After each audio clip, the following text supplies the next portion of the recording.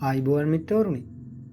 ඔයාලා කවදාද හිතලා තියෙනවද අපේ පෘථිවිය ඇතුලේ කොච්චර මහා බලගතු භයානක ශක්තියක් හැංගිලා තියෙනවද කියලා? පෘථිවිය මත පිට තප්පර ගණනකින් අලු දූවිලි කරලා දාන්නත් ඒ වගේම අලුත්ම දූපත් නිර්මාණය කරන්නත් පුළුවන් මහා බලවේගයක් තමයි ගිනිකඳු කියන්නේ. හැබැයි අද අපි කතා කරන්න යන්නේ සාමාන්‍ය ගිනිකඳු ගැන නෙමෙයි. මුළු ලෝකෙම හොල්ලපු ප්‍රමාණයෙන් අති දැවැන්ත මහා ගිනිකඳු පහක් ගැන. ඔයාලා දන්නවද මේ අතර එවරස් කන්දරත් වඩා උස ගිනිකන්දක් තියෙනවා කියලා? ඉතින් අපි බලමු ඒ මොනවද කියලා.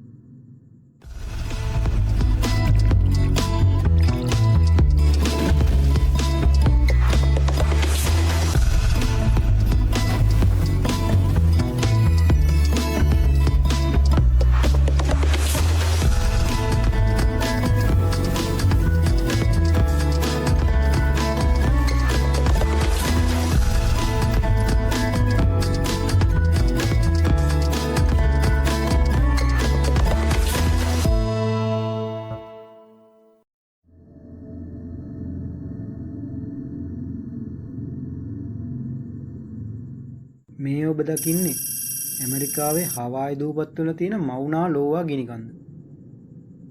මේක තමයි පෘථිවියේ දැනට තියෙන විශාලම සක්‍රීය ගිනිකන්ද. මේක ඕනෑ වෙලාවක පුපුරා යන්න පුළුවන් මට්ටමේ තියෙන ගිනිකන්දක්. අපි සාමාන්‍ය කන්දක උස මනින්නේ මුහුදු මට්ටමේ ඉඳලානේ. අන්න ඒ විදිහට බැලුවොත් මේක මීටර් 4169ක් උසයි. හැබැයි විද්‍යාඥයෝ මේකේ සැබෑ උස මැනලා තියෙන්නේ සාගර පතුලේ ඉඳලා. අන්න ඒ විදිහට බැලුවොත් මේක මුළු උස මීටර් 9170ක්. ඒ කියන්නේ ලෝකයේ උසම කන්ද වෙන එවරස් කන්දරට වඩා මේක උසයි. මේකෙන් ගලා යන ලාවා හරිම ද්‍රවශීලී. ඒ කියන්නේ මිත්‍රවරුනි නිකන් වතුර වගේ. වතුර වගේ කිව්වට මේ වතුර නෙමෙයි. ලෝදිය. ලෝදිය කියන්නේ මිත්‍රවරුනි ගිනි කන්දක් පිපිරෙනකොට පිටතට ගලා එන පාෂාණ දියරයකට. මේ දියරේ ලෝහමය සංඝටකත් අඩංගු වෙනවා. මේ ඔබ දකින්නේ ජපානයේ නැගෙනහිරින් පිහිටි පැසිෆික් සාගරයේ ඉතාමත් ගැඹුරු දිය යට. ඔව් ඊළඟට කතා කරන ගිනිකන්ද තියෙන්නේ මෙන්න මේ මහා සාගර පතුලේ. ඒකේ නම තමයි ටැමූ මැසිව්. මේ ගිනිකන්දේ විශාලත්වය කොච්චරද කියනවා නම් බ්‍රිතාන්‍ය දූපත් සමූහය නැත්නම් මුළු නිව්යෝක් ප්‍රාන්තයම මේක ඇතුළට දාන්න පුළුවන්. මේ මහා ගිනිකන්දේ වපසරිය වර්ග කිලෝමීටර් ලක්ෂ 3කටත් වඩා වැඩි. හැබැයි බය වෙන්න එපා. මේක මිලියන 140කට විතර කලින් නිවිලා ගිය එකක්. ඒ කියන්නේ අක්‍රීය ගිනිකන්දක්. මේක තනි ගිනිකන්දක්ද නැත්නම් කඳු වැටියක්ද කියලා විද්‍යාඥයන් අතර තවමත් විශාල විවාදයක් පවතිනවා. ඊළඟට ඔබ මේ දකින්නේ දකුණු ඇමරිකාවේ ආජන්ටිනාව සහ චිලි කියන රටවල් දෙකේ දේශ සීමාව අතර තියෙන ගිනිකන්ද. නම තමයි නේවාඩෝ ඕහෝස් ඩෙල් සලාඩෝ. මේකේ තියෙන විශේෂත්වය තමයි මුහුදු මට්ටමින් ඉහළින්ම පිහිටීම. මේ ගිනිකන්දත් මිත්‍රවරුනි ලෝකයේ උසම ස්ථානයක තියෙන සක්‍රීය ගිනිකන්දක්. මේකේ උස මීටර් 6893ක්. මේක කොච්චර උසද කියනවා නම් මෙහි මුදුනට කිට්ටුවෙන් ගිනිකන් කට ඇතුලේ ලෝකයේ ඉහළින්ම පිහිටි කුඩා විලක් නිර්මාණය වෙලා තියෙනවා. මිත්‍රවරුනි මේක අවසන් වරට දරුණුවටම පුපුරලා තියෙන්නේ මීට අවුරුදු 1300කට විතර කලින්. ඒත් 1993 දී විතර මේකෙන් සුළු වශයෙන් අලු සහ වායුන් පිට වුණා කියලා වාර්තා වෙනවා. මේ ඔබ දකින්නේ කිලිමන්ජාරෝ කන්ද. මේ කන්ද ගැන සමහර විට ඔයාලා අහලා ඇති. හැබැයි ඔයාලා දැනන් සිටියද මේකත් ඇත්තටම මහා ගිනිකන්දක් කියලා? ටැන්සානියාවේ පිහිටි මේ කන්ද සුවිශේෂී වෙන්නේ මේක ගිනි කඳු 3ක් කිබෝ, මවෙන්සි සහ සිරා එකට එකතු වෙලා හැදුණු දෙවන්ත සංකීර්ණයක් නිසායි. මේකේ උස මීටර් 5895ක් වෙනවා.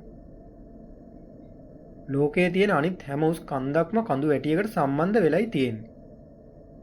හැබැයි කිලිමන්ජාරෝ කියන්නේ කිසිම කඳු වැටියකට සම්බන්ධ නැති තැන්නක් මැද තනිව කෙලින්ම ඉහළට නැගී සිටින ලොව විශාලතම කන්දක්. ඉතින් මිත්‍රවරුනි, මේකේ තියෙන කිබෝ කියන කොටස විතරයි දැනට නිද්‍රාශීලී මට්ටමේ තියෙන්නේ.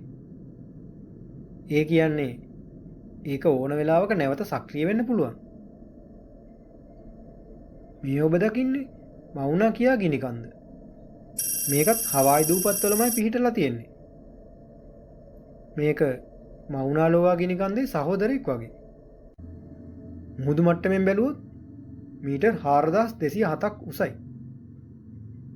සාගර පතුලේ ඉඳන් මැනලා බැලුවොත් මේකේ මුළු උස මීටර් 10210කටත් වඩා වැඩි.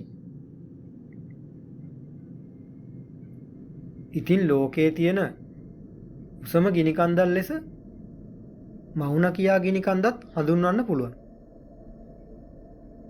දැනට මේක සම්පූර්ණයෙන්ම වගේ අක්‍රීය මට්ටමකයි තියෙන්නේ. මේ කන්දේ තියෙන වියලි පරිසරය සහ වලාකුළු වලට ඉහළින් පිහිටීම නිසා ලෝකයේ තියෙන ප්‍රධානතම සහ නවීනතම අභ්‍යවකාශ දුරේක්ෂ පිහිටලා තියෙන්නේ මේ ගිනි කන්ද මුදුනේ. මිත්‍රවරුනි, මේ කන්ද ගිනි කන්දකට විතරක් ප්‍රසිද්ධ වෙච්ච කන්දක් නෙමෙයි. මේ කන්දේ ලෝක විශාලතම අභ්‍යවකාශ පර්යේෂණ කේන්ද්‍රස්ථානයක් පිහිටලා තියෙනවා. ජාත්‍යන්තර ආයතන, විශ්වවිද්‍යාල සහ පර්යේෂකයන් එක්ව අප විශ්වයේ ගැඹුර සොයා මෙහි ඇති බලවත් දුරේක්ෂ මගින් තරු සහ මන්දාග්නි නිරීක්ෂණය කරනවා.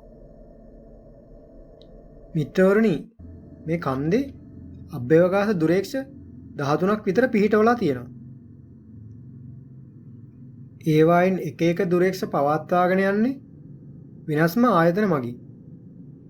උදාහරණයක් විදිහට තේක් දුරේක්ෂය කැලිෆෝනියා විශ්වවිද්‍යාලය සහ කැලටෙක් ආයතනය මගින් තමයි පවත්වාගෙන යන්නේ.